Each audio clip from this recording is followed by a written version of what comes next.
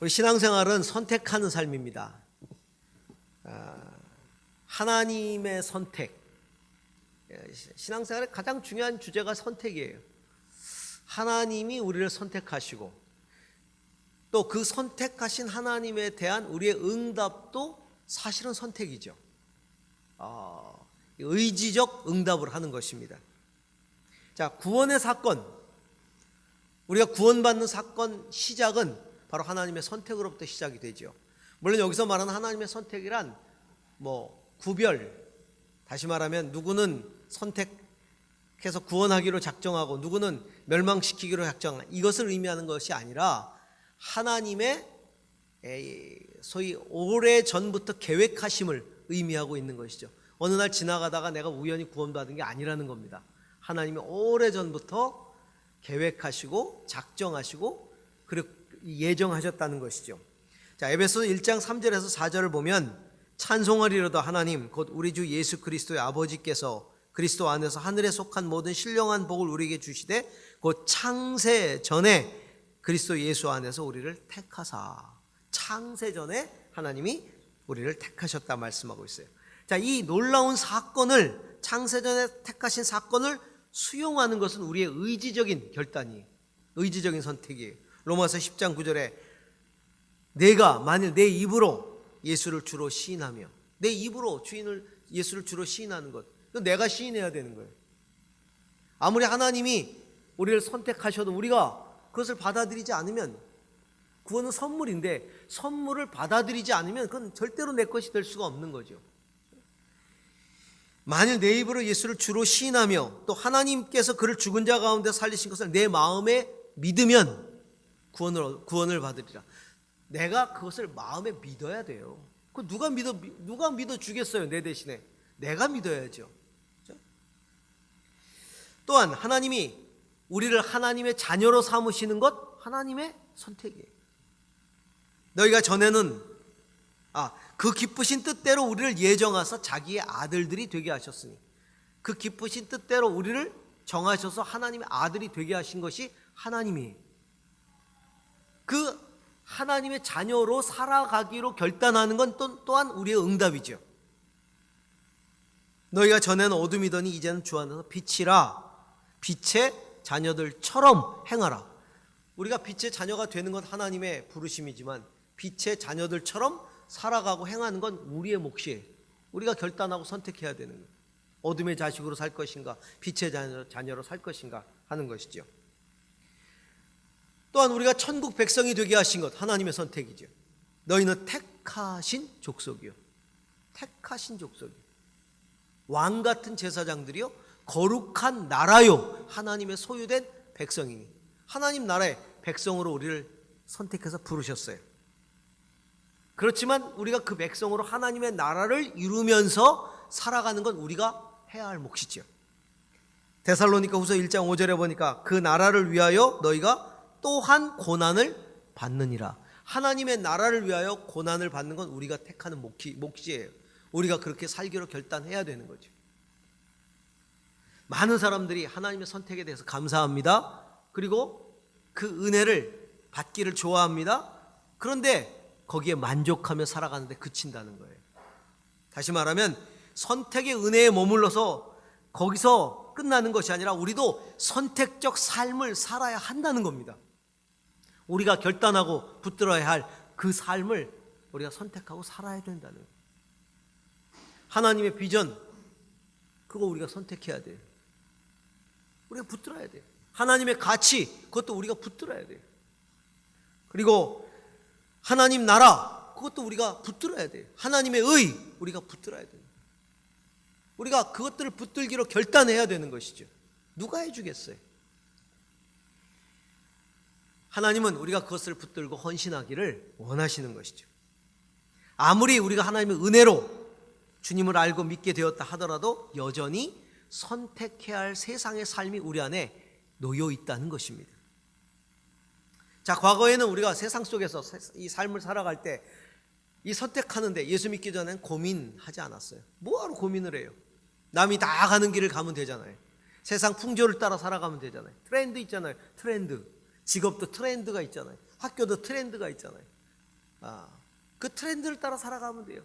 세상이 살아가는 방식을 따라가면 되는 거예요. 그리로 고민이 없어요. 선택할 고민이 별로 없어요. 나보다 좀 더 앞서간 사람, 그 사람 따라가면 되는 거예요. 근데 주님 알고 나서부터는 고민이 생겼어요. 어떤 고민이요? 세상이 원하는 것, 그리고 내가 원하는 것, 그 저편에 하나님이 원하는 게 있다는 것을 발견한 거예요. 거기에 귀를 기울이기 시작한 거죠.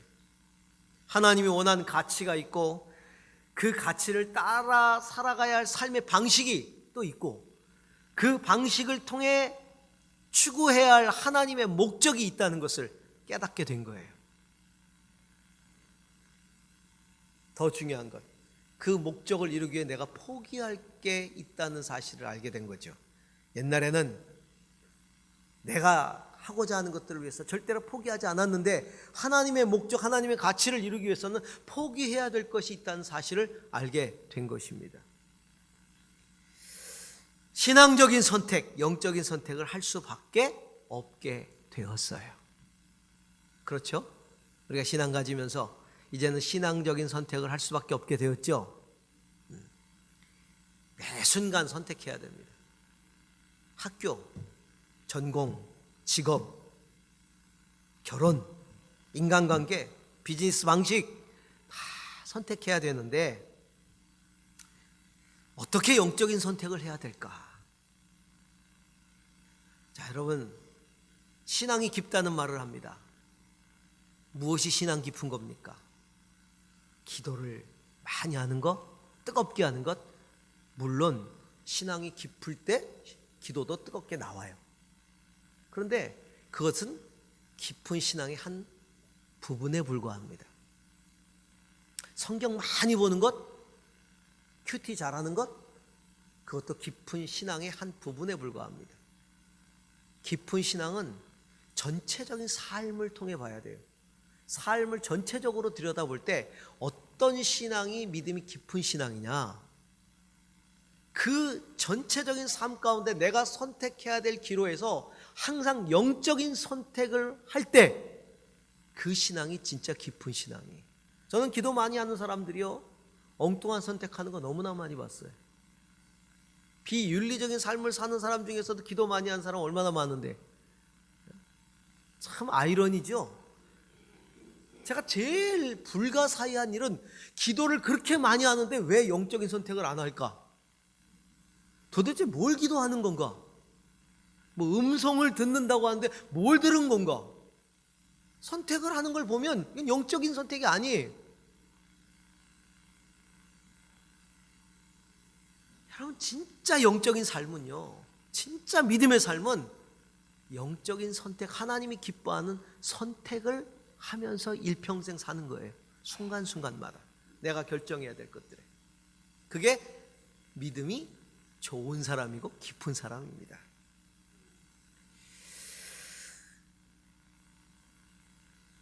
우리가 믿음이 약할 때는 어떻습니까? 내가 믿음이 약했을 때 우리는 뭔가를 선택할 때 내 생각대로 했어요. 세상을 따라서 했어요. 어때요? 그 결과가 그때 행복했나요? 왜냐하면 잘 모르니까, 하나님의 뜻이 뭔지 모르니까 내가 선택할 때 내 욕망을 따라 할 수밖에 없잖아요. 세상 사람들이 하는 대로 할 수밖에 없으니까 선택을 했었어요, 그때. 근데 그 결과가 어땠습니까? 제가 볼 때는 그런 결과들이 그렇게 좋은 열매가 맺혀지지 않아요. 그리고 후회하는 열매들이 생기죠. 전 제일 안타까운 게 뭐냐면 우리 이 청춘 남녀들이 믿음이 깊지 않을 때 배우자를 고른다는 거예요. 믿음이 깊지 않을 때 배우자를 골라요. 그냥 훅 가버려가지고 뭐 씌인다 그러잖아요. 휙 씌워가지고. 그래가지고 기도하지 않고 이렇게 결정을 하고 이제 결혼을 하고 사는데, 이게 한 번 하고 나면 평생을 책임져야 될 일이라 그 평생 동안을 괴로워하는 거예요. 힘들어하는 거예요. 몸살을 앓잖아요. 몸살을 알아요. 우리 사회에 그 문제가 몸살을 알아요. 오죽하면 황혼에 가서 헤어지겠습니까? 지금까지 살아온 내 인생 나올 거야 이러면서 헤어지는 거예요. 와, 그러면 지금까지 인생 뭐예요? 참 우리가 이 결혼도 기도하면서 은혜 중에 해야 될 것 같아. 아, 못하나 그러면? 너무 기도만 해가지고 너무 영적으로 따져서 못하는 건가? 참 이 결혼이라는 게 중요하잖아요. 그래서 믿음이 좋을 때 영적인 선택을 해야 되는데 그렇지 않아. 감정적인 이런 선택을 하는, 심지어는 나쁜 남자 뭐 이러면서 선택하는 아주 어리석은, 살아보세요. 나쁩니다 진짜. 나쁜 남자 진짜 나빠요. 그럼 어떻게 영적인 선택을 해야 될까요? 오늘 말씀이 우리에게 선택하는 믿음에 대해서 보여주고 있어요. 그 첫 번째가요, 상황을 따라 선택하지 말고 가치를 따라 선택하라 하는 겁니다. 자, 23절 한번 보세요. 같이 읽습니다. 모세가 태어났을 때 믿음으로 그 부모는 석 달 동안 아기를 숨겨두었습니다. 보았기 때문입니다. 그들은 왕의 명령을 두려워하지 않았습니다. 오늘 본문은 모세의 부모 이야기를 시작하고 있어요. 자, 당시에 이스라엘 백성들이 애굽에서 살 때 이집트 왕이 이스라엘 백성들의 숫자가 기하급수적으로 늘어나고 엄청나게 늘어나고 강한 것을 보면서 위기의식을 느끼면서 명령을 내립니다. 태어난 히브리인들 가운데 태어나는 모든 남자아이는 다 죽여라. 여자가 태어나면 살리고 남자가 태어나면 다 죽여라. 이집트 왕이 명령을 내요. 그 당시 바라오는요, 세계 최강국의 황제이고요, 그 신이에요. 신이 내린 명령이. 출애굽기 1장 22절에 보니까 마침내 바로는 모든 백성에게 명령을 내렸다. 갓 태어난 남자아이는 모두 강물에 던지고 여자아이들만 살려두어라. 이렇게 명령을 내렸어요. 그런데 모세의 부모는 바로의 명령에도 불구하고 모세를 죽이지 않고 살리죠. 그 당시에 남자아이를 살리면 부모가 죽어요. 그런데 모세를 살려요. 근데 본문이 참 의아합니다. 그들은 아기가 잘생긴 것을 보았기 때문입니다. 못생겼으면 어떡하라고. 못생겼으면. 아이고, 사실 뭐 부모 보기에 못생긴 자식이 어디 있습니까? 다 잘생겼죠. 아유, 제가 큰아이 첫째 아이를 딱 낳았을 때, 첫째 아이를 낳았는데 잘생겼더라고요. 참, 제가 본 애기 중에 제일 이쁜 거라. 어떻게 이렇게 예쁜 애기가 이렇게 있을 수 있지 막 그랬는데, 저희 고모님이 애기 보러 오셨어요. 애기 낳았다니까. 그러면서 첫 마디가, 야, 애가 왜 이렇게 못생겼냐?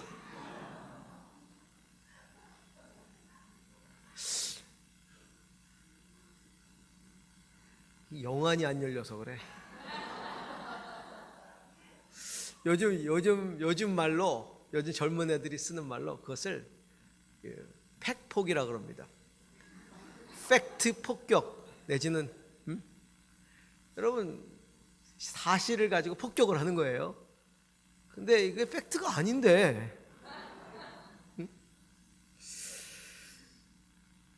여기서 그 아이가 잘났다고 하는 말은요, 잘생겼다는 말은 이게 육체적으로, 육의 눈으로 그가 핸섬하다는 의미가 아닙니다. 이 스테반, 구약에 능통했던 스테반 집사가 그가 죽기 전에 설교를 하잖아요. 구약 설교를 쭉 하는데, 구약 설교를 할 때 이 부분을 그가 이렇게 해석을 하고 설교를 합니다. 그것은 이제 구약을 바라보는 원어에 능통한 구약의 유대인들이 구약을 바라보는 관점에서 이 본문을 해석하는 것을 설교로 만든 건데, 그가 이렇게 설교를 하고 있어요. 하나님 보시기에 아름다운지라, 이렇게 이 설교를 하고 있어요. 그러니까 모세의 부모가 볼 때 하나님 보시기에 아름다웠다는 거죠. 하나님 보시기에 아름다운 모습, 바로 그 모습을 의미하고 있는 거예요. 이게 하나님 보시기에 아름다움. 그러니까 아까 제 딸 이야기를 할 때 영안이 안 열려서 말씀드린 게 딱 맞는 거예요. 이 하나님 보시기에 아름다운 걸 못 보니까 팩트 폭격을 하는 거지, 그렇죠? 하나님 보시기에 아름다운지라 그래. 이게 단순한 부모의 보호 심리 때문에 아이를 안 죽인 게 아니에요. 뭐 그 사랑 때문에 그게 아니에요. 하나님의 영적인 안목을 가지고 있었던 것이죠. 하나님의 마음을 모세의 부모가 품었던 거예요. 평범한 사람의 영적인 선택이 민족적 지도자를 살려낸 것입니다. 하나님의 역사를 일으키는 건 탁월한 사람의 세속적 선택이 아니라 평범한 사람의 영적인 선택이 하나님의 역사를 일으키는 겁니다. 할렐루야.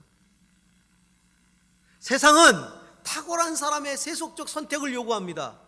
그러나 하나님은, 특별히 하나님의 나라에서는 평범한 사람의 영적인 선택, 이것이 하나님의 나라를 이루어가는 힘이 되는 것이죠. 그러므로 하나님 나라를 위해서 어떤 사람들이 많아져야 되느냐? 영적인 선택을 하는 평범한 사람들이 많아져야 되는 거예요. 영적인 선택을 하는 평범한 사람들. 바로의 선택은 탁월한 자의 세속적 선택이었고, 모세의 부모의 선택은 평범한 자의 영적인 선택이었죠. 바로의 선택은 상황에 휩쓸린, 상황 때문에 그렇게 해버린 선택이었어요. 이스라엘이 강해진다는 그 상황이 가치를 앞서버린 거죠. 그러나 모세의 부모는 하나님을 경외하면서 생명을 존중하면서 그 가치를 따라 영적인 선택을 한 것이죠. 오늘 본문에 보니까 이렇게 말하고 있어요. 그들은 왕의 명령을 두려워하지 않았습니다. 그럼 뭘 두려워했다는 거예요?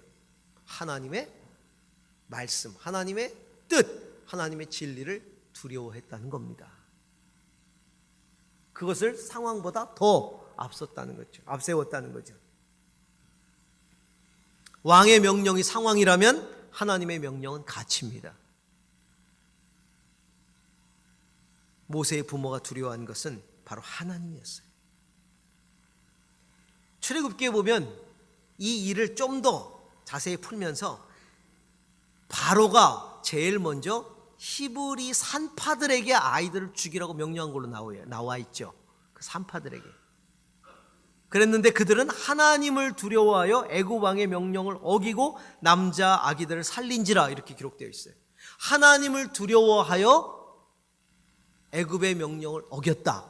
바로의 명령을 어겼다. 애굽 왕의 명령을 어겼다. 하나님을 두려워하기 때문에 바로 왕의 명령을 어겼다라고 말하고 있어요. 바로 왕의 명령은 상황이에요. 하나님의 명령은 진리예요.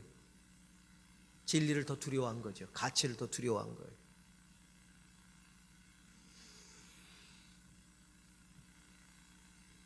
우리는 하나님의 뜻이 무엇인지를 선택 앞에서 항상 분별해야 합니다. 하나님 무엇을 기뻐하실까? 하나님의 뜻이 무엇일까? 우리가 상황에 밀려서 선택한 것들이 많잖아요. 지금까지 살아오면서 상황이 나를 그렇게 이끌어서, 그래서 우리가 하는 말 있잖아요. 즐겨 쓰는 말. 어쩔 수 없었어. 그럴 수밖에 없었어. 정말 그럴 수밖에 없었나요?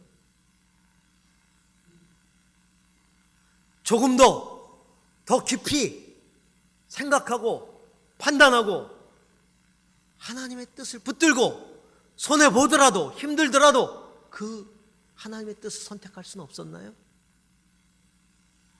우리는 어쩔 수 없었다, 상황 때문에 그랬다는 말을 너무 쉽게 한다는 거죠. 우리는 물론 몰라서 그랬을 수도 있어요. 그렇다고 몰라서 그렇게 선택했다고 해서 그것이 옳은 건 아니잖아요. 그 결과는 고스란히 내가 내 인생 속에서 책임져야 되거든. 내가 당해야 되거든. 그럼 잘 선택해야 돼. 인생이 한 번밖에 없잖아요. 내가 다음번에는 이러지 말아야지. 여러분, 그 시대에 그것을 선택해야 되는 그 시기가 인생에 한 번밖에 없을 수도 있다는 거죠. 다시는 안 올 수도 있다는 거예요. 그럼 고스란히 그 모든 결과에 대한 책임은 내가 떠안고 가야 한다는 겁니다.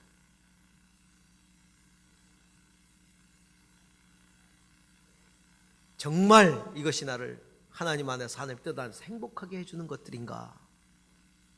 또 정말 가치 있는 열매를 맺을 수 있는 것들인가? 그것들을 묵상하고 그리고 말씀과 기도 가운데 가치를 따르는 선택을 해야 되는 거예요.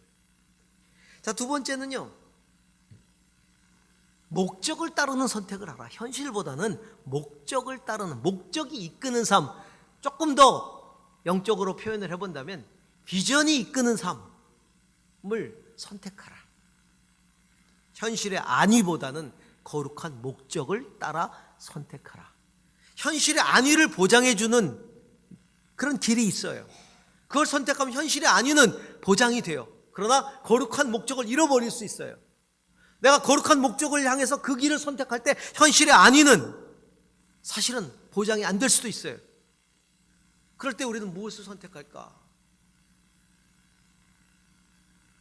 목적을 따라 살아야 된다. 어제 다니엘 학교가 시작이 됐습니다. 제가 개회 예배를 드리면서 다니엘이 포로로 잡혀가서 10대에 13살에서 15살 그 10대에 포로로 잡혀가서 이 바벨론 왕이 주는 음식을 먹기를 요구받죠. 자기 부모는 다 죽었을 수도 있는 거고 그냥 포로로 잡혀가가지고요. 얼마나 무섭겠어. 10대에 포로로 잡혀가서. 그래가지고 이제 왕이 내리는 음식이다 먹어라. 그런데 안 먹겠다 그러잖아요. 뜻을 정하여 그 음식을 먹지 않기로 하였다. 간도 큰 거예요. 엄청 큰 거예요. 죽음을 무릅쓴 거죠. 그래서 우리 다니엘 학교 들어와 있는 앉아 있는 우리 이번에 학생들한테 제가 물어봤어요. 자, 네가 다니엘이라면 너는 안 먹기로 결정할 수 있겠니? 100% 다 먹는다고. 살아야죠. 살아야지. 그게 보통 어려운 게 아니란 말이에요. 자, 24절 25절 보시기 바랍니다. 자, 믿음으로 모세는 어른이 되었을 때 바로 왕의 공주의 아들이라 불리기를 거절하였습니다. 오히려 그는 잠시 죄의 향락을 누리는 것보다 하나님의 백성과 함께 학대받는 길을 택하였습니다. 모세는 나일강물에 띄워지고 공주가 건져서 자라게 하잖아요. 이제 왕자로서의 삶이 보장된 거예요. 최강국의 왕자로서 살아갈 모든 현실의 안위가 다 보장된 삶이잖아요. 그런데 모세는 이집트의 왕자로서 자기 동족의 고난을 외면하면서 현실에 안주하는 삶을 선택하기보다는 오히려 동족의 아픔에 함께 하고자 하는 삶을 택했다라고 말하고 있어요. 믿음으로 모세는 어른이 되었을 때 바로 왕의 공주 아들이라 불리기를 거절하였습니다. 잠시의 죄의 향락을 누리는 것보다 하나님의 백성과 함께 학대받는 길을 택하였습니다. 누구에게 자기 동족에 대한 비전, 목적을 얻게 되었을까요? 모세가 아마도 유모로 자기에게 젖을 먹인 엄마가 아닌가. 어릴 때 그 엄마가 유모로 왔잖아요. 물론 엄마라는 걸 숨겼겠죠. 그렇지만 젖을 먹이면서 아기에게 너는 히브리인이다.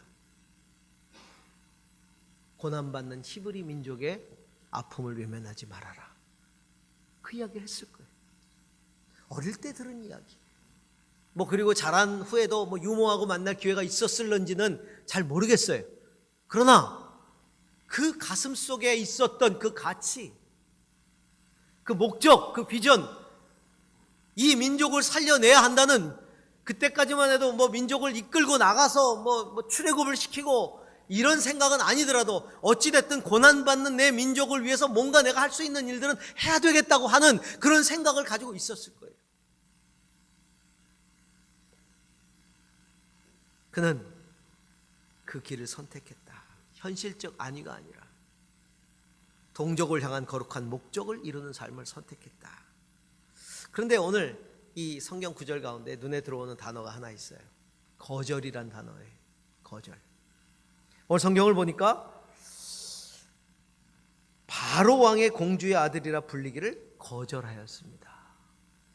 그럼 목적을 따르는 삶을 살아가려면 거절이 꼭 필요합니다. 거절해야 할 것이 있어요. 그것을 거절해야만 목적을 따르는 삶을 살아갈 수가 있어요. 목적이 이끄는 삶을 살려면 반드시 거절해야 돼요. 현실적 안위를 거절해야만 목적이 이끄는 삶을 사는 거예요. 그걸 거절하지 못하니까 목적이 이끄는 삶을 살지 못하는 거죠. 그러면 목적이 이끄는 삶, 가치가 이끄는 삶, 비전이 이끄는 삶, 그것을 위해서 현실의 안위를 거절할 수 있으려면 그 목적이 나를 완전히 사로잡아야 돼요. 하나님의 그 거룩한 목적이 나를 완전히 사로잡지 않으면 현실을 거절하기가 어렵다는 거죠. 왜냐하면 그 거절에는 대가가 따라오니까. 그걸 거절할 때 대가를 내가 지불해야 되니까. 그 대가의 지불이 두려워서 거절을 못하는 거죠.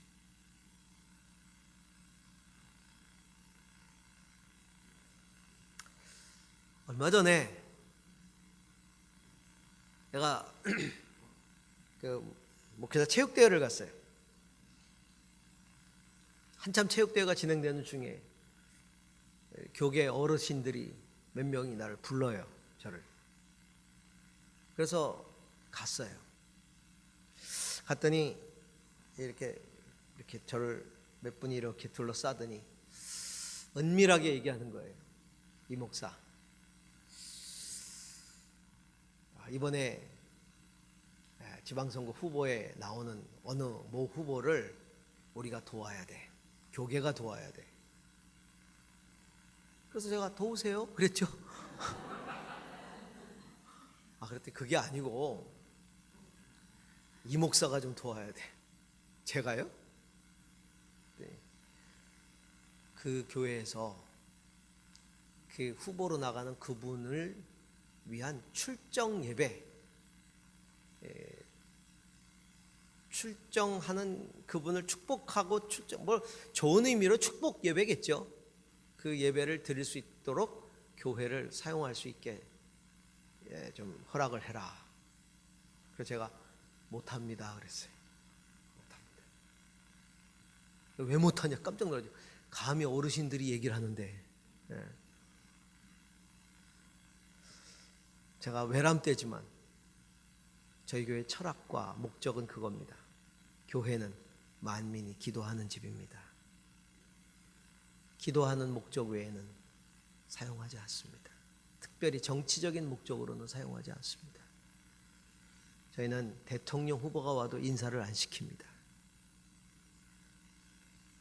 지난 몇째 주인가 아마 여 밑에 어느 후보가 와서 뭘 나눠주다가 우리 장로님한테 걸려가지고 내쫓겼다는 얘기가 있었는데 제 장로님께 잘했다 그랬어요. 잘했다고.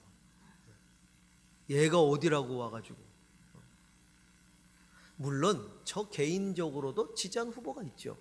개인적으로 제 정치적인 소견이 있을 수 있어요. 그러나 그것이 절대선이 아니잖아요. 절대선이 아닌 걸 강요할 필요가 없잖아요. 그렇죠? 우리 각자의 다 가치가 있는데. 만민이 기도하는 집이라고 하는 거룩한 목적이 있어요. 저희 교회는. 그렇기 때문에 목적이 상황을 이기는 거죠. 그때 어떤 분이 그게 그 교회의 뭐 가치라면 할 수 없지. 여러분, 그렇게 목적에 사로잡히지 않으면 상황에 이끌릴 수밖에 없는 거예요. 우리는 그렇게 상황에 이끌려 살아간다니까요. 물론 현실의 안위, 자, 현실의 안위를 거절해야 거룩한 목적을 우리가 붙드는데, 현실의 안위라는 게 다 나쁜 것만은 아니에요. 현실을 떠나서 우리가 어떻게 살아갈 수 있겠어요? 여기서 말하는 악한 현실이라는 건 거룩한 하나님의 목적을 위하여 살아가는 걸 방해하는 그 현실적인 것들을 말하는 겁니다. 그 현실의 안위 가운데는요, 우리가 하나님의 거룩한 목적을 향해 가는 걸 방해하는 것들이 있어요. 분명히 있단 말이에요. 성경은 그것을 잠시의 죄의 향락이라고 말하고 있어요. 잠시의 죄의 향락. 잠시의 죄의 향락보다 하나님의 백성과 함께 고난받고 학대받는 그 대가를 지불하는 걸 더 가치 있게 여겼다. 그렇게 모세의 믿음을 이야기하고 있는 거죠. 거룩한 목적을 이루기 위해 대가를 지불하는 것, 그것이 대가를 지불해야 되기 때문에 그것을 지불하지 말라고 가로막는 것이 있다면 그게 죄의 향락이라는 거예요. 우리가 타락에 빠져서 악한 일을 막 저지르고 막 육체적으로 타락하고 그것만이 잠시의 죄의 향락이 아니라 거룩한 목적을 향해서 대가를 내가 지불하려고 하는데 그 대가를 지불하지 않도록 하는 그런 것들이 죄의 향락이에요, 사실은. 그래서 우리가 완전히 거룩한 목적에, 하나님의 목적에 사로잡혀야 되는 겁니다. 그래야 잠시의 죄의 향락들을 이길 수 있는 거예요. 사랑하는 성도 여러분, 우리 아름다운 교회 모든 성도님들이 거룩한 목적에 붙들리기를 주의 이름으로 축원합니다. 그 목적이 이끄는 삶을 살아야 돼요. 그리고 마지막 세 번째가 순간이 아니라 영원을 따르는 선택을 하라. 순간이 아니라 영원을 따르는 선택을 하라. 순간적 유익보다 영원한 유익을 추구하라는 겁니다. 26절에 보니까 모세는 그리스도를 위하여 받는 모욕을 이집트의 재물보다 더 값진 것으로 여겼습니다. 그는 장차 받을 상을 내다보고 있었던 것입니다. 장차 받을 상은 영원한 거예요. 장차 받을 상은 영원한 거예요. 여러분, 가치, 목적을 선택하고 결정하는 이 결단은 삶으로 이어져야 됩니다. 내가 가치를 존중합니다. 내가 가치를 중요하게 생각합니다. 나는 목적이 이끄는 삶을 살기로 결단합니다. 그런데 실제 삶은 그게 아니야. 삶으로 살아내지 못하면 그거 아무 의미가 없는 겁니다. 삶으로 살아낼 때 가치를 따르는 것, 목적을 따르는 게 다 의미가 있는 거죠. 그래서 삶으로 살아내야 되는 거죠. 모세는 그런 삶을 살았다는 얘기입니다. 애굽의 재물의 삶을 버리고 모욕의 삶을 택했다. 재물과 모욕, 그리스도를 위한 모욕, 이 둘을 대조하고 있잖아요. 이집트의 재물보다 더 값진, 이런 표현을 쓰고 있어요. 모세는 그리스도를 위하여 받는 모욕을 이집트의 재물보다 더 값진 것으로, 이집트의 재물보다 더 값진 것으로, 얼마나 생생해요. 이집트의 재물보다 더 값진 것. 오늘 우리 시대에 재물보다 더 값진 게 어디 있어요? 돈보다 더 값진 게 어디 있어요? 돈 대단합니다. 돈 좋아요. 저도 돈 있었으면 정말 좋겠어요. 좋은 일 엄청 하고 싶어요. 돈은요 참 좋은 겁니다. 제가 지난주에 서울에 올라가서 제안하고 이렇게 지나가다가 어느 복권방을 보니까 1등이 6명인가가 나왔더라. 거기서 순간적으로 눈이 1등 6명, 신기가 있는 복권방. 그때 제아내가 얼른 제 고개 돌렸어요. 허튼 거 보고 있다고. 이게 쓱 돌아갑니다. 금식기도 하고 사봐. 여러분 웃지 마세요. 한 번씩 다 품어봤죠? 여러분 나 이심전심이잖아요. 나도 기도하고 한번 서볼까? 사람이 얼마나 간사한지 아세요? 우리 체육대회 하는 날에, 목회자 체육대회 하는 날에요, 그날이 우리 부흥회 시작하는 날이었어요. 그래서 제가 늦게 오후에 서너 시쯤 공항 가서 우리 강사를 픽업해야 되는 그런 상황이었어요. 그래서 우리 교육자들하고 다 약속하기를, 우리 가서 점심만 먹고 다 오자, 부흥회니까 일찍 오자. 근데 이제 아침에 사람들이 늦게 오고 또 일찍 가고 하는 사람들, 저 같은 사람들이 있으니까 이제 이 집행위원회에서 이렇게 딱 작전을 짰어요. 그래서 아침 9시에 딱 개회 예배를 시작하는데, 개회 예배 시작하기 전까지 오는 사람에게 일단 그날 경품 1등 추첨을 해요. 그래서 예배 드리고 끝나고 나서 1등 추첨을 딱 하는 거예요. 그래서 아침 9시 예배 맞춰서 온 사람들, 저희들이 이제 아침 9시에 예배 맞춰서 다 갔어요. 그 1등을 딱 뽑았는데, 아름다운 교회 이종한 딱 나온 노트북 컴퓨터. 제 평생 처음이에요. 와, 어째 이런 기적이. 근데 조건이 있어요. 끝날 때까지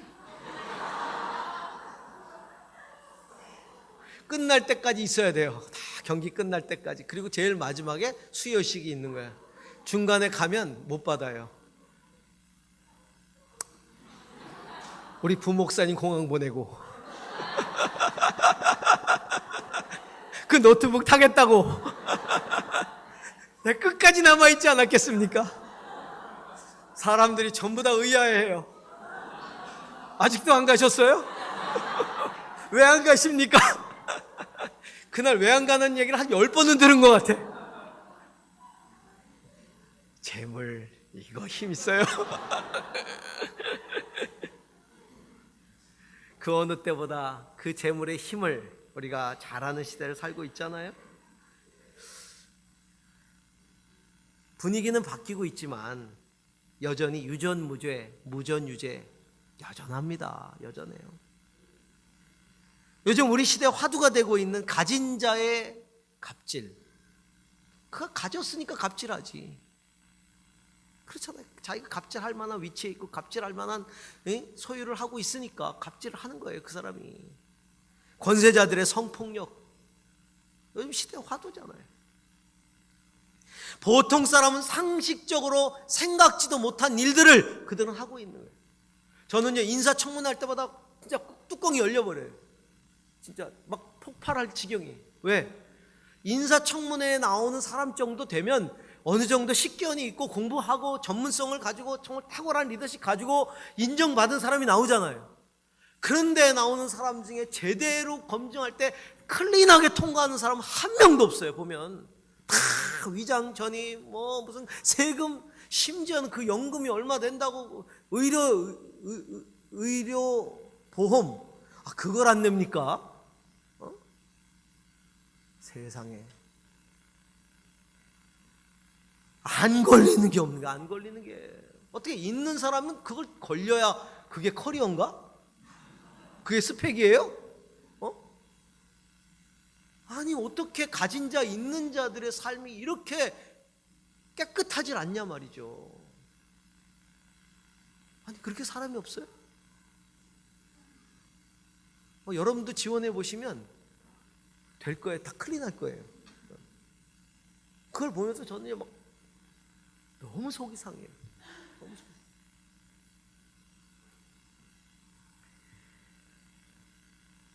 죄악이 만연한 세상은 그렇다 해도 적어도 그리스도인들은 그러지 말아야 되잖아요. 그런데 개탄스러운 것은 교회 안에서도 그리스도를 위한 모욕보다도 재물을 선택하고 그리스도를 위한 모욕보다도 권세를 선택한 일이 비일비재하게 일어나니까 이게 개탄스러워. 권력에 빌붙고 세습을 하고 얼마나 개탄스러운 일. 여러분, 성도는 영원한 것을 바라보고 살아야 되지 않겠습니까? 영원한 것들을 선택하기 위해서 내가 순간적인 것을 버려야 한다면 버려야 되는 게 이게 성도의 삶 아니겠어요?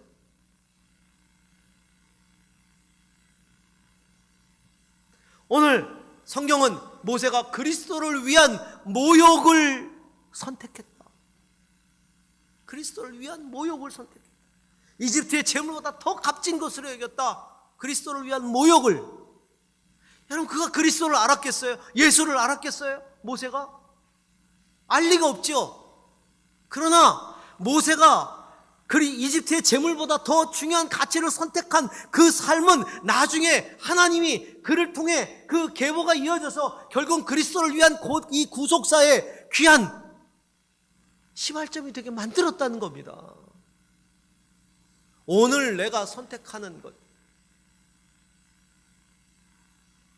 재물보다 더 중하게 주님을 위해서 선택하는 것들이 하나님의 구속사에 중요한 역할을 하는 거예요.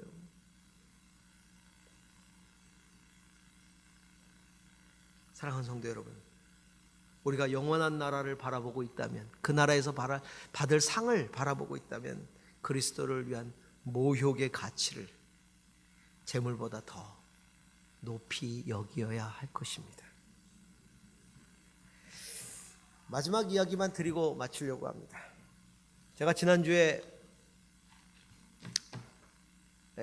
급하게 주일날 서울로 올라갔습니다.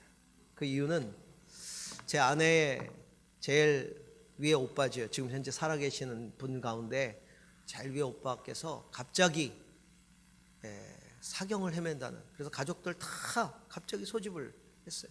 마지막 가는 길이니까 얼굴을 보라고. 그래서 제 아내는 전화를 받고 토요일날 급하게 올라가고 저는 주일날 예배드리고 이제 올라간 거예요. 간암을 앓고 계셨는데, 간암은 사실은 관리를 잘 하셨어요. 암 절제 수술하고 그 다음에 이제 시술 생길 때마다 받으면서 12년 잘 관리를 하셨어요. 근데 그만 넘어지셨는데, 계단에서 넘어지셨는데 피가 바깥으로 나와야 되는데, 출혈이 됐으면 되는데 이게 피가 바깥으로 나오지 않고 안에서 터진 거예요. 그래서 다리가 이제 막 부어 오르니까 이제 그 지방에 있는 병원에 들어간 거죠. 그랬더니 수술을 해야 된다. 근데 간암 환자라 그러니까 수술 못 한다. 서울대학병원으로, 원래 치료받던 서울대학병원으로 가라. 서울대학병원으로 갔어요. 서울대학병원에서 수술 안 해도 된다고, 그래서 잘 치료를 해서 다리가 다 나았어요. 그래서 퇴원을 했어요. 퇴원했는데 퇴원하고 나서부터 갑자기 각혈을 하시기 시작. 막 각혈을 하고 혈변을 보고, 그래서 응급실로 간 거죠. 갔더니 이게 이제 이 안에서 터진 피가 이 혈전이 혈관을 타고 돌아다니면서 이게 내장에서 이제 출혈을 다 일으켜서 장에 이제 출혈을 다 일으킨 거예요.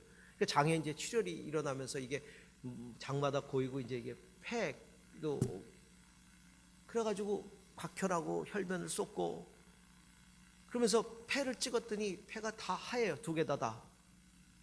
그래서 숨을 못 쉬는 거죠. 산소를 제일 꼭대기까지 올려도 결국 숨을 못 쉬어서 죽는 거예요. 의사 선생님이 손 쓸 수가 없습니다.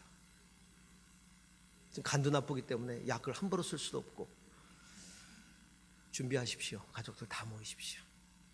마지막 하고 싶은 말들 다 하라고. 그래서 이제 마지막 배로 간 거예요. 자, 죽음을 앞두고 우리가 어떤 삶을 어떤 길과 어떤 삶의 태도를 선택할 것인가, 굉장히 중요한 거죠. 저는 목사로서 수많은 사람들의 임종을 지켜봤어요. 죽는 모습이 다양합니다. 네, 형님께서 이게 정신이 깜빡깜빡하고 의식이 돌아올 때마다 뭘 하시냐면 글을 쓰시는, 병상일기를 쭉 쓰시면서 가족들 한 사람 한 사람에게 글을 다 쓰시는, 고마웠던 일들, 미안했던 것들 다 쓰시는. 그리고 오는 사람마다 손을 잡아주고 미안하다 그러고 고맙다 그러고, 그리고 그 쓴 글을 주시고. 저는 너무나 그 마지막을 보내는 그 모습이 너무 아름다웠어요. 너무 감동적이었어요. 여러분, 아프면 만사가 귀찮잖아요. 근데 자기가 정신이 들 때마다 내가 마지막으로 해야 할 일이 있다는 거죠. 내가 생명이 붙어 있는 동안에 감사해야 할 일, 사과해야 할 일, 그걸 해야 한다는 거죠. 그걸 다 모든 식구들 다, 심지어는 의료진을 좀 가까이 오게 해달라고, 의료진들 한 사람 한 사람 손을 잡고 나를 치료해줘서 고맙다고, 고맙다고. 의료진들에게도 마지막 인사를 다 건네고.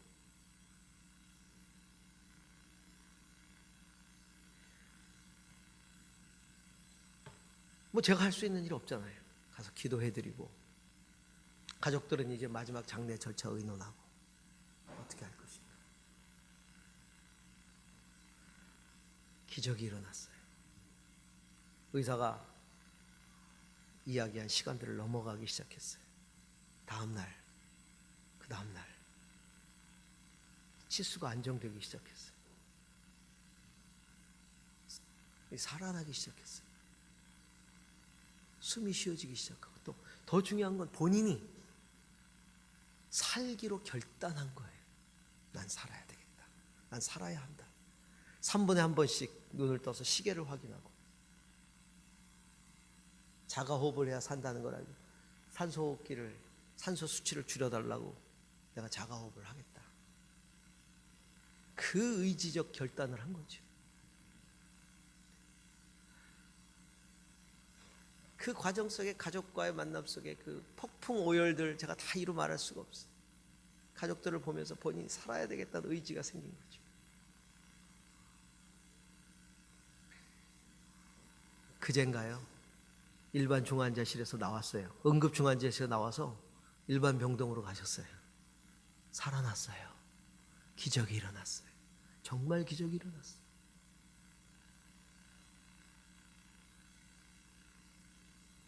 저는 이 과정을 지켜보면서 우리가 어떤 삶을 선택하냐, 어떻게 살아가고 어떻게 죽음을 맞이하고, 이것이 얼마나 가치 있는 일인지를 목사로서 다시 한번, 제가 마지막을 보낸다면, 제가 마지막에 병상에서 그렇게 마지막 시간을 죽음과 싸운다면 내가 과연 저렇게 싸울 수 있을까? 저렇게 죽음을 맞이할 수 있을까? 의연하게? 그런 생각을 깊이 해봤어요. 여러분, 인생은요, 선택이에요. 어떻게 살 것인가를 선택하는 거예요. 영적인 선택을 하십시다. 저나 여러분이나 영적인 선택을 하면서 영적인 삶을 살아갈 수 있는 저 여러분이 되기를 축원합니다. 기도하십시다.